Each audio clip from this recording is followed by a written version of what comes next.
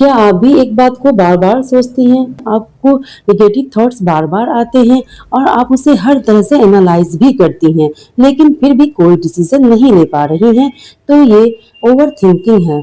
तो आज मैं आप लोगों से ओवरथिंकिंग क्या है और इसे कैसे दूर करें, इस मैटर में बात करूँगी। तो चलिए वीडियो शुरू करती हूँ।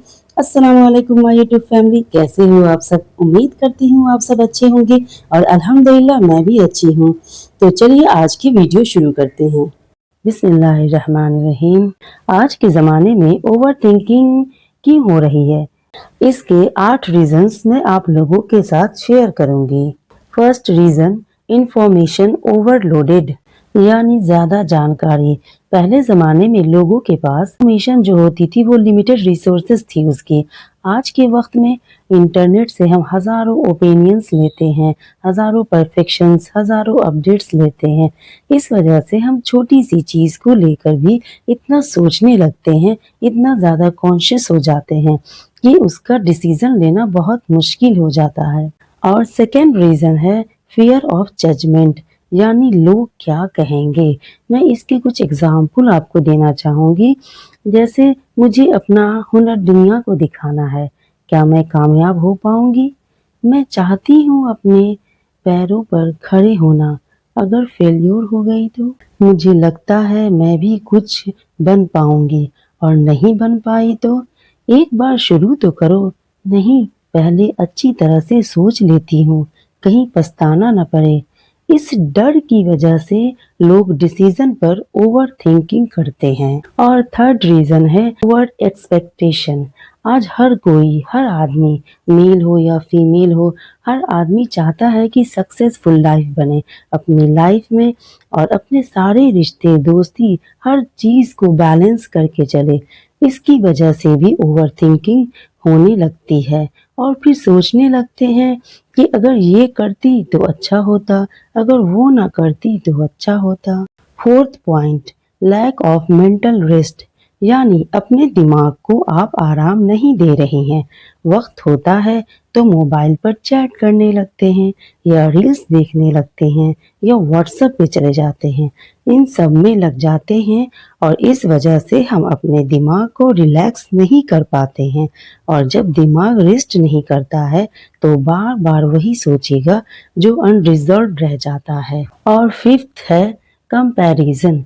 किसकी शादी अच्छी चल रही है, किसके हस्बैंड कितनी अच्छी सैलरी है, कौन अपनी फैमिली को कितना वेल सेटल्ड रखे हुए है।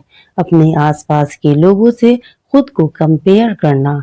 इसी कंपैरिजन की वजह से लोग अपने डिसीजन और लाइफ से सेटिस्फाइड नहीं हो पा रहे हैं। क्या मैंने गलत पार्टनर तो नहीं चूज कर लिया, गलत करियर तो नहीं चूज कर लिया? ये जो डाउट्स आ रहे हैं ना, ये सब ओवरथिंकिंग को फ्यूल दे रहे हैं। और सिक्स्थ रीजन है अनरिजॉल्व्ड इमोशंस।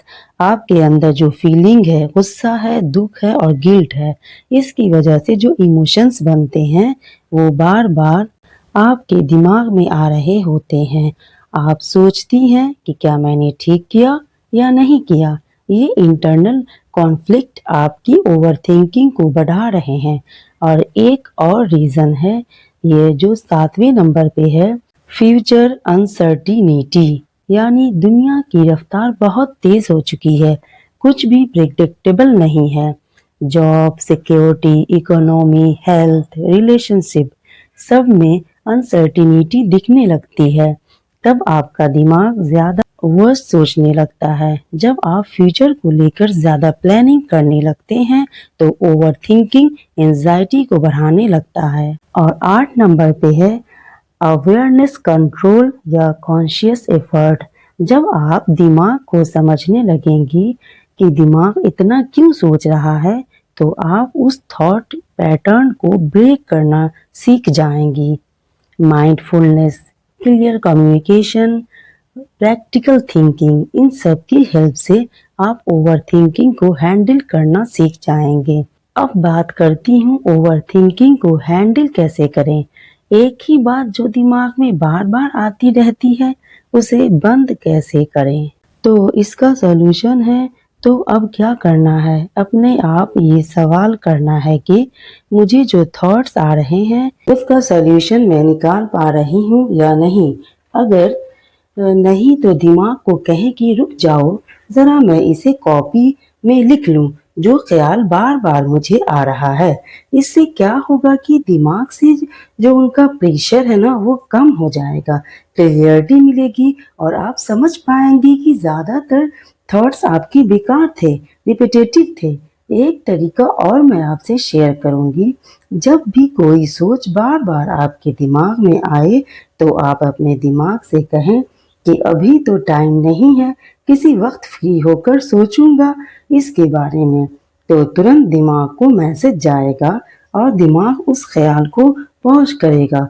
फिर किसी भी वक़्त सोचें तो आपको लगेगा कि ये बातें उतनी ज़्यादा इम्पोर्टेंट तो नहीं थी, जितना मैं सोच रहा था। ओवरथिंकिंग ज़्यादातर पास्ट को लेकर या फ्यूचर को लेकर होती है, इसीलिए इसमें डीप ब्रीदिंग लें, कम से कम 5 मिनट का, और इनहेल करें, एक्सहेल करें, ये सब भी 5 मिनट का कर लें।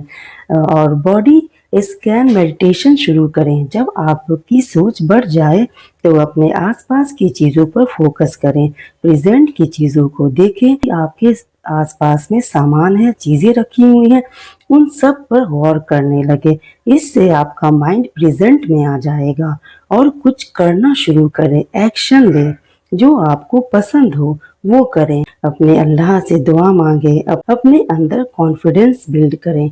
ओवरथिंकिंग के पीरियड में ज़्यादातर हम नेगेटिव बातें सोचते हैं, तो आप खुद से बोलिए कि जो भी कर रही हूँ वो अपना बेस्ट दे रही हूँ, मैं बहुत ही कूल हूँ, मैं सब कुछ कर सकती हूँ। इसी तरह से हम अपने दिमाग को पॉजिटिव थॉट्स देना शुरू करेंगे तो दिमाग में पॉजिटिविटी आने लगेगी। साथ ही में आप फिजिकल एक्टिविटी भी ज़रूर शुरू करें, क्योंकि इससे भी दिमाग फ्रेश और इंगेज होता है। जब वॉकिंग करें, रनिंग और योगा करेंगी तो आपका ब्रेन डोपामिन रिलीज करेगा। डोपामिन जो है वो आपके दिमाग को बिजी रखता है। कई बार प्रॉब्लम होती उतनी बड़ी नहीं होती है जितना हम सोच लेते हैं। हम ओवर थिंकिंग करते हैं और सब बर्बाद कर लेते हैं। तो अपने दिमाग को पॉजिटिव रखने की कोशिश करें, अपनी डेली रूटीन को सही रखें, नींद पूरी लें, बॉडी को भी रिलैक्स करें। और आपको बहुत ज़्यादा प्रॉब्लम्स आ रही है तो आप किसी अच्छे डॉक्टर से, साइकियाट्रिस्ट से आप ज़रूर दिखा लें। और अगर आपको ये वीडियो इन्फॉर्मेटिव लगी हो तो लाइक ज़रूर करें, मेरे चैनल को सपोर्ट ज़रूर करें। अपना बहुत सारा ख्याल रखिए, दुआओं में याद रखिए। अल्लाह हाफिज़।